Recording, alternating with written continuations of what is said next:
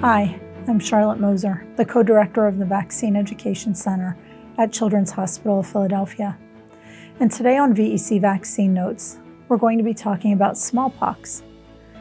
Now, smallpox has a storied history among infectious diseases.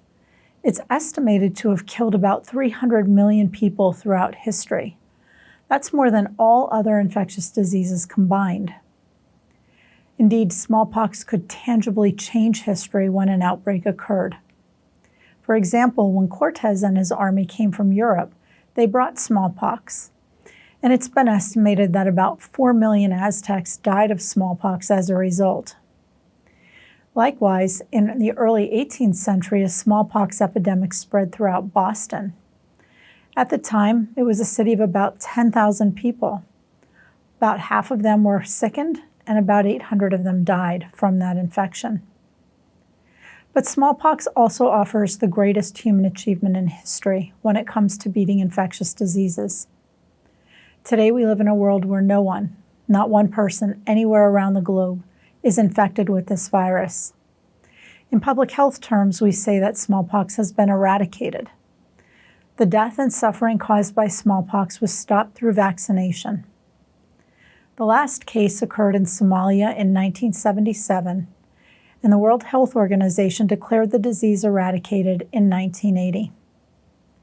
During the next little bit, we're going to talk about this disease known as smallpox, as well as vaccines that could prevent both smallpox and related viruses, questions that we've received at the Vaccine Education Center, and the relative risks and benefits of this disease, as well as for whom vaccination is currently recommended and why. So let's get to it. Smallpox is a type of pox virus. It belongs to a larger group of viruses called orthopox viruses. Other examples of orthopox viruses include monkeypox, cowpox, and vaccinia virus, but there are others as well. Now, when we think about smallpox, it's important to realize that it only infects people, and that's one reason we were able to eradicate it. When people got smallpox, they experienced about 2 to 5 days of high fever, malaise, meaning feeling out of sorts, and backache, and then the rash would develop. It would first develop along the lining of the mouth and the throat, as well as then the face and the forearms before spreading to the trunk and legs. The rash had a telltale progression that took about 2 weeks to go from beginning until completion. First, red bumps that were flat to the skin would develop, and then those flat bumps would change to raised bumps, which would then progress to liquid-filled blisters that would eventually scab. Now, the lesions that were caused by smallpox occurred deep into the layers of skin, so even when people survived, they often had lifelong pock marks that quickly identified them as survivors of smallpox. These pock marks could be so disfiguring that mirrors were often removed from the homes of women who survived their infection. What many people may not realize is how deadly smallpox was. About 3 of every 10 people who got smallpox died from their infection. Once somebody was exposed to smallpox, it took about 12 days for their symptoms to develop. Let's talk about how this virus spread. First, it's a little bit different from some of the other rash-inducing pathogens that we commonly think of, like chickenpox. With chickenpox, you can spread the virus before your rash develops. But smallpox is unique in that somebody can only spread that virus after their rash has developed. Now, the other thing to know is that the virus is contained in the lesions from the rash. Because there are so many lesions in the mouth and throat, those lesions will burst, and then when people cough or sneeze or even talk, especially in close distance of about 6 feet of one another, they would spread the virus in those respiratory droplets that are produced during those things like coughing and sneezing and talking. But there was another way that the virus could spread as well, and that was because of the lesions on other parts of the body. Both the lesions and the scabs could pass the virus to other people. So if someone touched those lesions or they came into direct contact with objects that had been in contact with the rash, they could get smallpox that way. However, the most common way that it spread was through those respiratory droplets with virus contained from the mouth and throat. So let's switch gears and talk about the vaccine. And we'll include a little bit of history in today's discussion, since the smallpox vaccine was the very first vaccine. Now, people were protecting themselves against smallpox before the vaccine became available. Historical records described a technique known as variolation. Variolation involved taking pus from the sore of a person who was infected with smallpox and inoculating it into someone who didn't have immunity against the disease. What's important to realize about variolation is that while it likely saved many people from getting smallpox, the procedure was itself dangerous because there was no standard for how much smallpox was being inoculated from one person to another. And as a result, some people would get severe infections and die simply because they had been trying to protect themselves against this disease. Now, Edward Jenner is who's credited with developing the vaccine, and that moved people away from using variolation. Jenner was a family physician based in southern England. And people, including Jenner, had noticed that often when smallpox outbreaks occurred, the milkmaids in the area, that is, the women who milked the cows, didn't seem to get smallpox. Jenner reasoned that these women were getting immunity to smallpox because they had been exposed to another orthopox virus, the one that infected cows. It's called cowpox virus, and that would infect cows and cause lesions on their udders and teats. And as the women milked the cows, they would then be exposed to the virus. Jenner thought that these infections were protecting the women against smallpox, so to test his theory, he decided to complete a study in which he injected cowpox blister fluid into several people, including his own 15-month-old son. He wanted to see if they would be protected the next time a smallpox epidemic occurred. And what he found was that, in fact, they were protected. He published his results in 1796. And if you visit the smallpox page of our website at vaccine.chop.edu, we have a link to an illustrated story about Jenner's work. Smallpox vaccination continued until the virus was eradicated. The last case that occurred in the United States was identified in 1949, but since the virus was still circulating in other parts of the world, much like what we experience with polio today, vaccination continued. The United States stopped recommending vaccination of the general population in 1972. They stopped vaccinating healthcare workers in 1976, and they stopped recommending vaccination for international travelers in 1982. Now, over time, one change from Jenner's efforts was that cowpox virus was replaced with another orthopox virus known as vaccinia virus for vaccination. The vaccinia-based vaccines used live weakened virus, and this was the vaccine that led the way towards successful eradication. Today, we know that since this virus doesn't exist anywhere in the world, there really isn't a risk for smallpox. But the vaccinia-based vaccines are still used today. If you recall, monkeypox virus is also an orthopox virus. It's the cause of mpox, and that disease does still exist. So some people are recommended to get an orthopox virus vaccine for that reason. You can find out more about who these people are by checking the mpox page of our website at vaccine.chop.edu. A second reason that some people are recommended to get orthopox virus vaccinations is because they work with these viruses in the lab.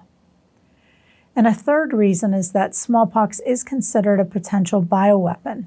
So there are some members of the military who have been vaccinated in the event of an attack using smallpox. If there was a bioterrorist event, the vaccination would likely be recommended for other people as well. Even though only one orthopox virus vaccine is currently available in the United States, I want to talk about two vaccines today. And the reason why will become clear when we talk about the second vaccine. But let's start with the one that people would get if they're among the group recommended for vaccination against any orthopox virus. It's called JYNNEOS. The JYNNEOS vaccine contains live weakened vaccinia virus. The vaccine became available in 2019, and it's recommended as 2 doses separated by 28 days. Now, the vaccine can be given in 2 ways. It can be given in the fat layer under the skin, and this is called a subcutaneous injection, or it can be given between layers of the skin. That's called an intradermal injection. We talk more about the differences between these two methods of giving Jynneos on the Mpox page of our website.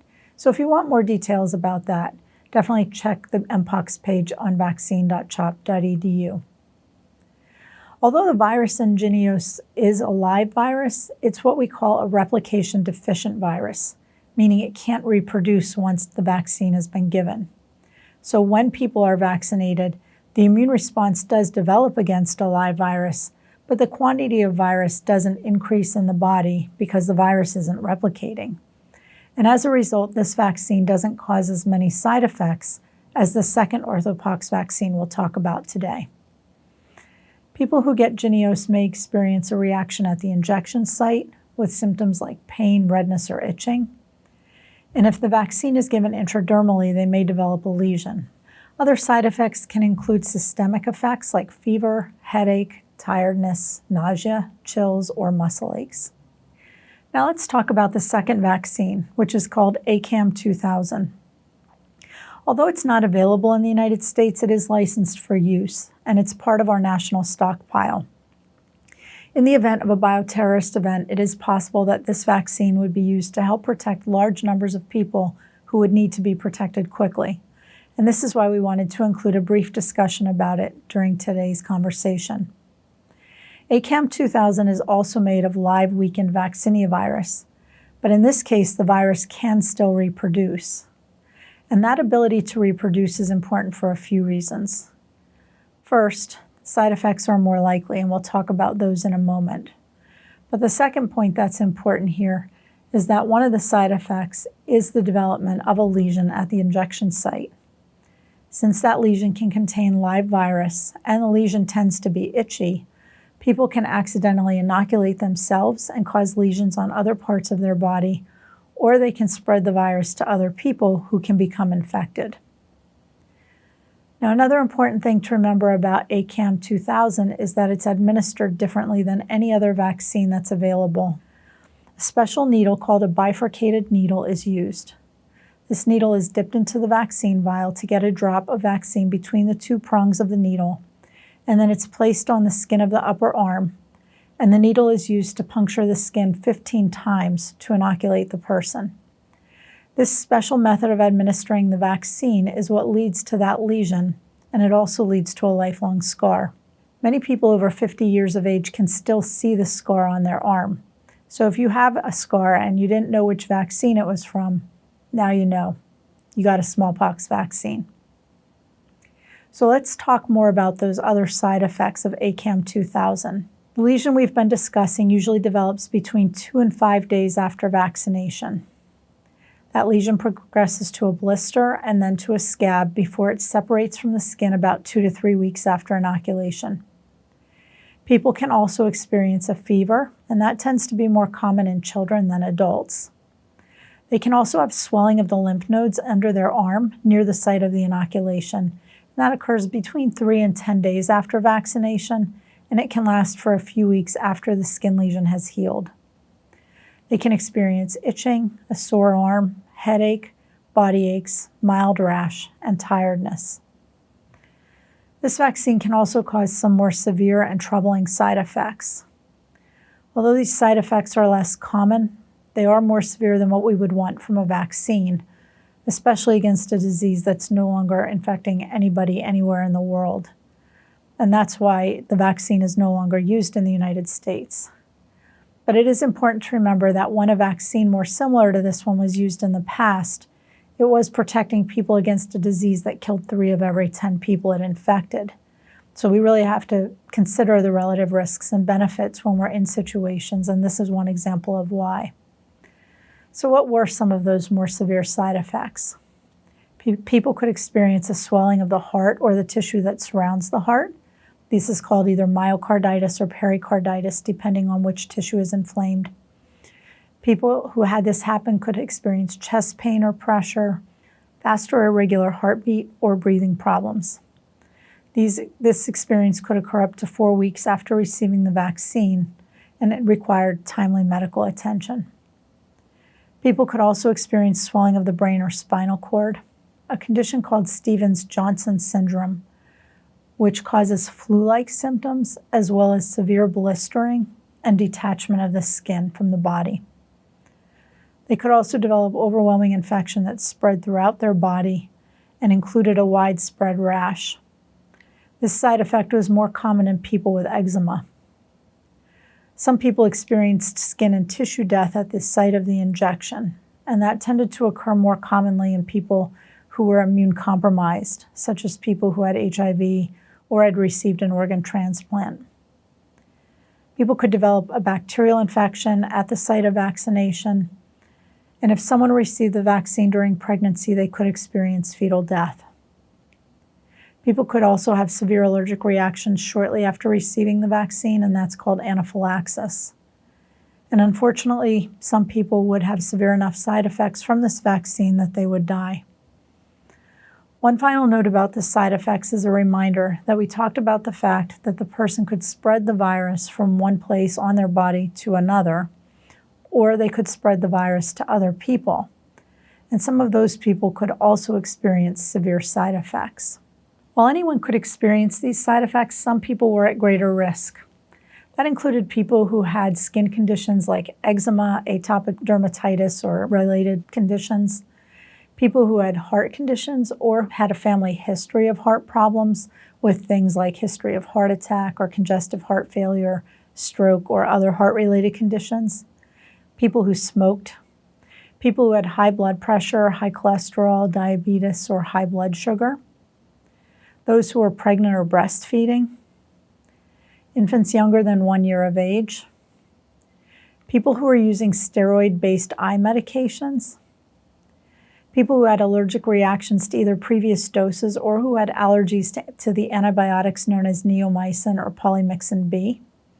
As you've probably realized, this lengthy list of potentially severe side effects, coupled with the large number of people who are at increased risk of experiencing them, made this vaccine less than ideal for common use.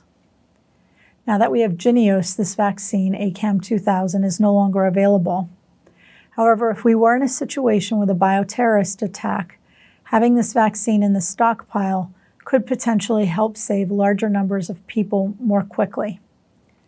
So let's turn our attention to some of the questions we've received here at the Vaccine Education Center.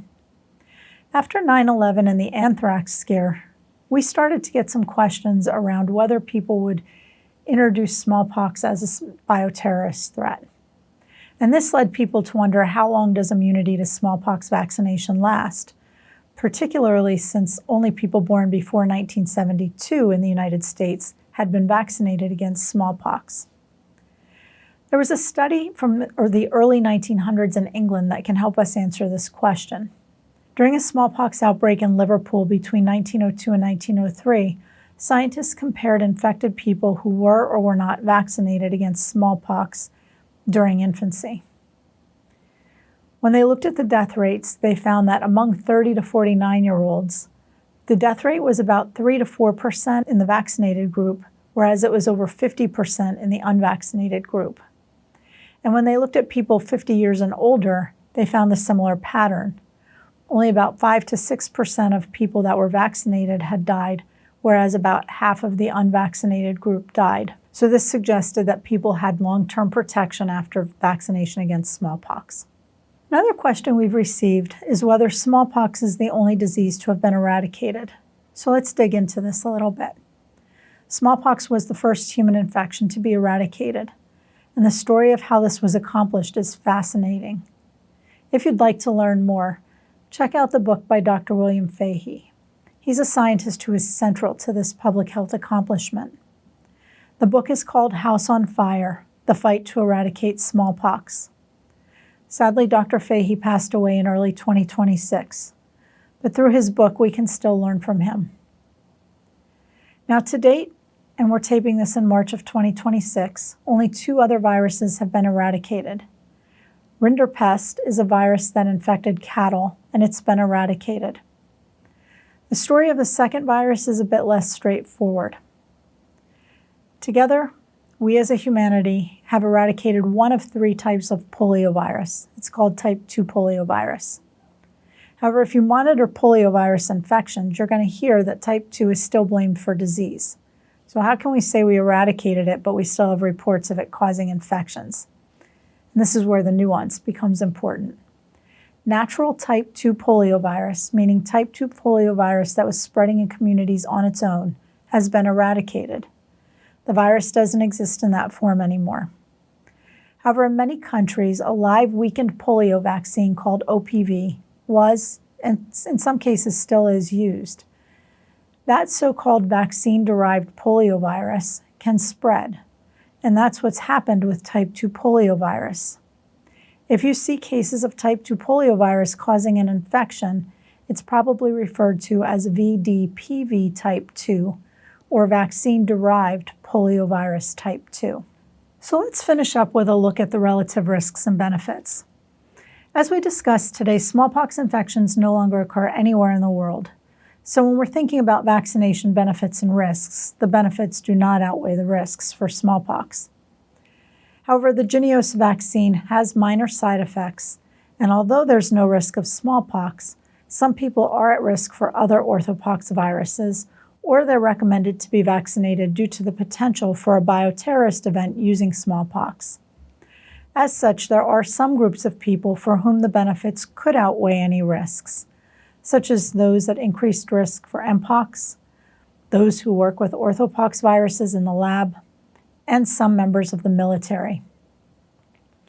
While ACAM 2000 is in the national vaccine stockpile, the side effects can be severe, even life-threatening. And for this reason, in the absence of some extreme situation, this vaccine's benefits are unlikely to outweigh its risks. Thanks for listening today.